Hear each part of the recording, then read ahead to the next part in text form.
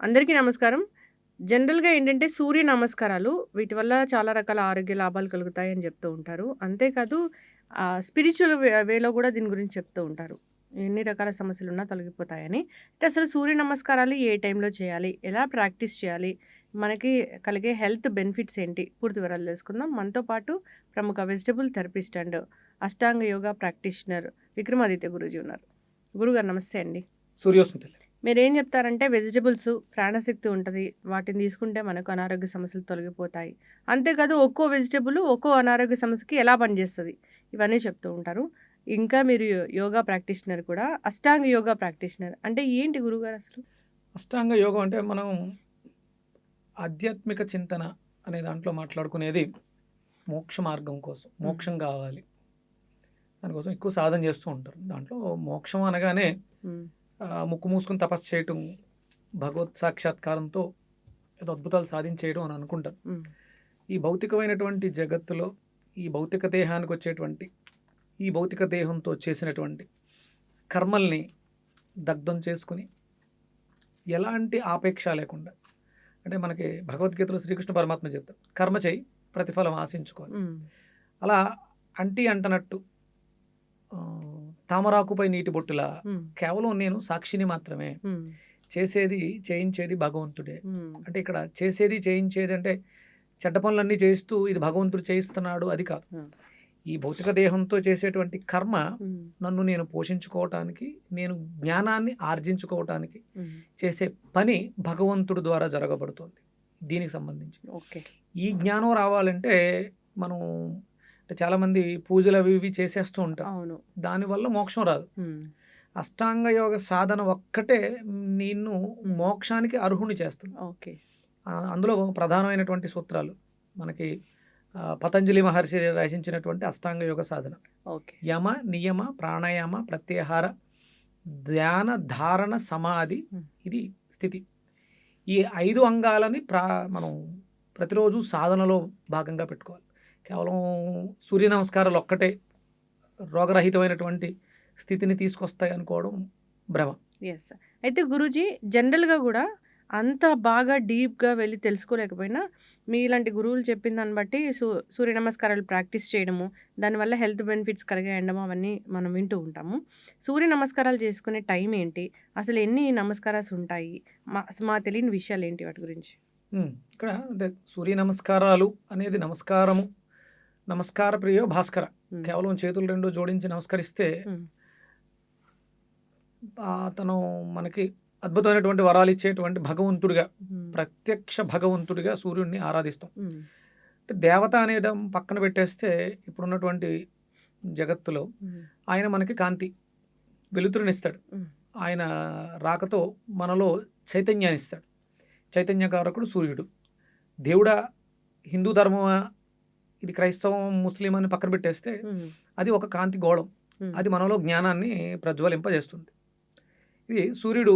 దానికి సంబంధించినటువంటి అంటే 12 నెలల్ని ఆయన తన ఆధీనంలో ఉంచుకుంటాడు. అలాగే 12 గంటలు, మనకు రోజుకి 24 గంటలు, అందులో 12 గంటలకు ఒకసారి ఆయన నడక మారుతూ ఉంటుంది. అంటే ఆయన అలాగే ఉంటాడు కానీ భూమి భ్రమణంలో మనం ఒక 12 గంటలు ఆయన చూస్తాం, 12 గంటలు ఆయన లేకుండా గడిపేస్తూ ఉంటాం. ఈ 12 సంఖ్యకి ఆధారంగా ఉన్నాడు కాబట్టి మన శరీరంలో 12 కేంద్రాలు ఉన్నాయి. ఆ కేంద్రాలకి అనుగుణంగా సూర్యుడికి నమస్కారాలు 12 అని పెట్టడం జరిగింది. అందులో మొట్టమొదటిది మిత్రాయ నమః. అంటే మనలో ఆ మిత్రత్వం, ఇప్పుడు నాకు అందరూ ఫ్రెండ్స్ కావాలన్నప్పుడు ముందు లా ఆఫ్ అట్రాక్షన్ నాలో ఏదైతే ఉందో అది అవతల వ్యక్తిలో నేను చూడగలుగుతాను. మిత్రాయ నమః అనేటువంటి మంత్రంతో ఒక నమస్కారం మిత్ర. రెండోది వచ్చి రవి. ఇలా మనం చేతుల్ని వెనక్కి పెట్టి అర్ధచంద్రాకారంలో వంగుతాం. రవి, మిత్ర, రవి. సూర్య అని ఫ్రంట్కు బెండ్ అయి పాదహస్తాసనంలోకి వెళ్తాం. ఇలా ఉండేటువంటి భంగిమలు అంటే మన శరీరంలో మనల్ని ఉన్నతంగా తయారు చేసేటువంటి భంగిమలకు పెట్టిన పేరు సూర్య నమస్కారాలు. దానికి పాదహస్తాసనం అని ఉంది. అంటే పాదాలు పక్కన చేతుల్ని ఉంచడం, బాగా బెండ్ అయి అరికాళ్ళు, మన పాదాలు ఎక్కడైతే ఉన్నో అక్కడే అరిచేతులు ఆంచటం అనే ఒక స్థితి మీ శరీరంలో అది మీకు 90 డిగ్రీస్ 180 డిగ్రీస్ బెండింగ్ 90 డిగ్రీస్కి తీసుకొచ్చేస్తుంది. అంటే మన శరీరంలో ఉన్నటువంటి వ్యర్థాలన్నీ కూడా విసర్జించేయటానికి ఇది సూర్యోదయ సమయంలో చేయడం వల్ల సూర్యుడి నుంచి ఇప్పుడు ఏదైతే మిత్ర, రవి, సూర్య, భాను, ఖగ, పూష్ణ, హిరణ్యగర్భ, మరీచి, ఆదిత్య, సవిత్ర, అర్క, భాస్కర అనేటువంటి నామాలతో కూడుకున్నటువంటి భంగిమలు మనలో అంటే సూర్యుడి నుంచి వెలువడుతున్నటువంటి సహస్ర కిరణాలు. ఒక 1000 కిరణాలు మాత్రమే భూమిని చేరతాయి. అంటే ఆయన సహస్ర కిరణాలు ఇంకా ఎన్ని ఉన్నాయో, అనంతమైనటువంటి కిరణాలు చాలా ఉన్నాయి. అందులో ఒక 1000 మాత్రం భూమిని చేరతాయి. భూమిని చేరినటువంటి ఈ 1000 కూడా మనకి ఏవి ఉపయోగపడవు. అందులో ప్రధానంగా ఉపయోగపడేవి ఈ 12. ఇక్కడ పూష్ణ అనే ఒక కిరణం, అది మన జీవితంలో మనం కింద నుంచి పైకి ఒక సర్పాకృతిలో పూష్ణాయ నమః అని లెగుస్తాం. భుజంగాసనంలో పైకి ఇలా లెగుస్తాం. అది చేయడం వల్ల సూర్యశక్తిలో, సూర్యుడి నుంచి వస్తున్నటువంటి శక్తిలో ఆ పోషణ అనే ఒక పదానికి, పూషన్ అంటే పోషించువాడు సూర్యుడు, నీలో ఆ పోషణని కలిగించేటువంటి శక్తి జాగృతం అవుతుంది. ఒకవేళ నీ కింద ఒక 10 మంది బతుకుతున్నప్పుడు వాళ్ళందరికీ పోషణకి నువ్వు కారకుడు అవుతావు. నీలో ఈ పోషణ శక్తి లేకపోతే నీకు ఇన్కమ్ సోర్స్ తగ్గిపోతుంది. నీ మీద ఆధారపడి బతుకుతున్న వాళ్ళకి నువ్వేం పెట్టలేవు. అందుకని అది ఆయన దగ్గర నుంచి తీసుకోవడం కోసం ఈ సూర్య నమస్కారాలు చేయటం అనేది ఉంటుంది. సూర్యోదయ సమయంలో చేస్తే ఒక్కొక్క రోజుకి ఒక్కొక్క కిరణం మారుతూ ఉంటుంది. సోమవారం చంద్రుడికి సంబంధించినటువంటి, మనసుకు సంబంధించినటువంటి కిరణం సూర్యోదయ సమయంలో ఉంటుంది. మంగళవారం కుజుడికి సంబంధించినటువంటి, భూమికి సంబంధించినటువంటి, ఆర్థిక వ్యవస్థకు సంబంధించినటువంటి కిరణం వస్తుంది 6 to 7. బుధవారం బుధుడు జ్ఞానానికి, విద్యకి సంబంధించినటువంటి కిరణం వెలువడుతుంది. గురువారం బృహస్పతి గురుడికి సంబంధించినటువంటి కిరణం మన జీవితాల్లో ఆరోగ్యాన్ని మెరుగుపరచుకోవడానికి. అంటే ఇప్పుడు డయాబెటిక్ వ్యాధితో బాధపడుతున్నారు, గురుడు యొక్క కిరణం లోపించింది కాబట్టి వాళ్ళకి డయాబెటీస్ వచ్చింది. ఇప్పుడు ఆ గురువారం బృహస్పతి సమయం హోరలో, గురుహోర ఉదయం 6 to 7లో మనం రెగ్యులర్గా, అంటే ప్రతిరోజు ఏదో ఒక గురువారం చేసేసి షుగర్ తగ్గిపోద్ది అంటే కాదు. మీరు రెగ్యులర్గా సూర్య నమస్కారాలు ప్రాక్టీస్ చేస్తే 100% 48 రోజుల తర్వాత మీ జీవితాలు అద్భుతమైనటువంటి మార్పులు చూస్తారు. ఇది ప్రతిరోజు చేయాల్సినటువంటి. సూర్యుడు ప్రతిరోజు ఉదయిస్తాడు, ప్రతిరోజు మనం తింటున్నాం. సరైన సమయం ఏది?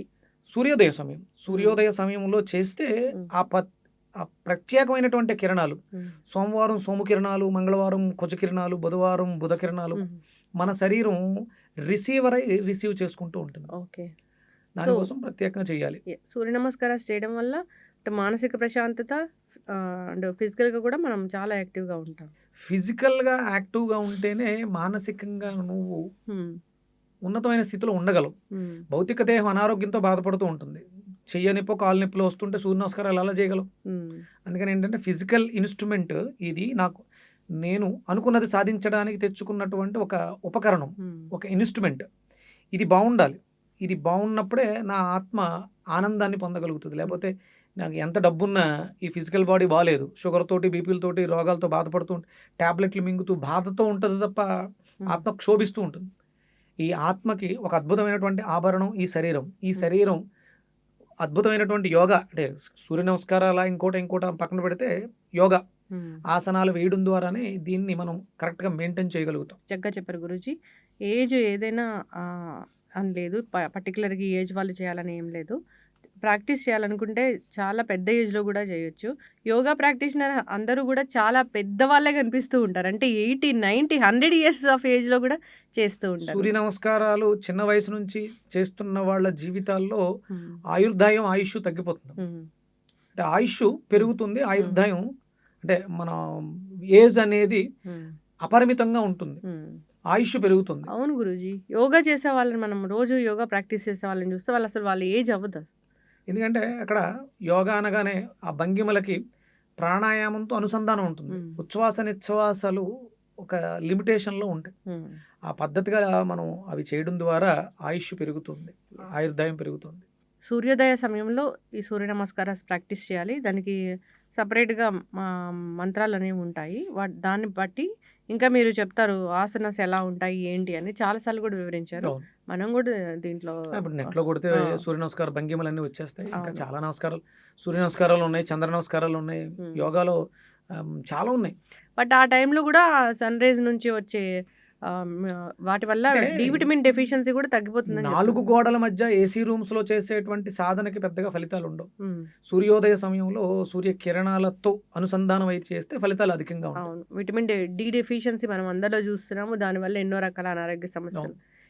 అంటే సఫిషియెంట్‌గా రావాలంటే ఇది ప్రతిరోజు మనం ప్రాక్టీస్ చేయాల్సిందే. 100%. ఏ రోజుకి ఆ రోజు డి విటమిన్ తెచ్చుకోవాల్సిందే మనం. ఇప్పుడు మనం ప్రతిరోజు టిఫిన్ చేస్తున్నాం, హ్మ్. ప్రతిరోజు భోజనం చేస్తున్నాం, ప్రతిరోజు స్నానం చేస్తున్నాం. ఇవన్నీ అవసరాలు. హ్మ్. అలాగే ఈ అన్ని అవసరాలు పర్ఫెక్ట్‌గా జరగాలి అంటే సూర్య నమస్కారాలు, లేకపోతే యోగా, లేకపోతే సాధన అనేది అష్టాంగ యోగ సాధన అనేది కంపల్సరీ మస్ట్ అండ్ షుడ్.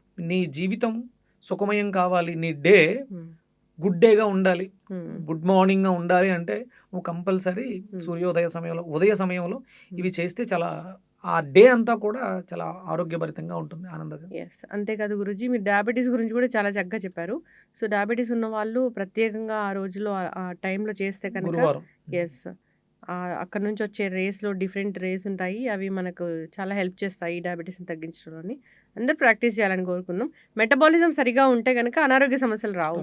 ఇవి సరిగ్గా ఉండాలంటే డి విటమిన్ ఉండాలి. డి విటమిన్ కోసం ఏం చేయాలంటే సూర్య నమస్కారాలు చేయాల్సిందే. ఎండకి ఎక్స్‌పోజ్ అవ్వాల్సిందే. 100% సూర్యోదయ సమయంలో పెద్దవాళ్ళు అంటే నమస్కారాలు చేయలేని వాళ్ళు చాలా మంది ఉంటారు. ఇలా కేవలం కుర్చీలో కూర్చుని front bending and back stretching కుర్చీలో కూర్చునే సూర్యుడికి ఎదురుగుండా 6 to 7 మధ్యలో ఒక కనీసం ఒక 10-15 నిమిషాల పాటు ఎండలో కూర్చుని గురువారాలు చేసి చూడండి. టెస్ట్ చేయించుకోండి, మీకు ఆ తేడా తెలుస్తుంది. యెస్. చాలా చక్కటి ఇన్ఫర్మేషన్ గురూజీ. చక్కగా చెప్పారు. అందరూ ఫాలో అవ్వాలని కోరుకుందాం. ధన్యవాదాలు. సూర్యోస్మితలే.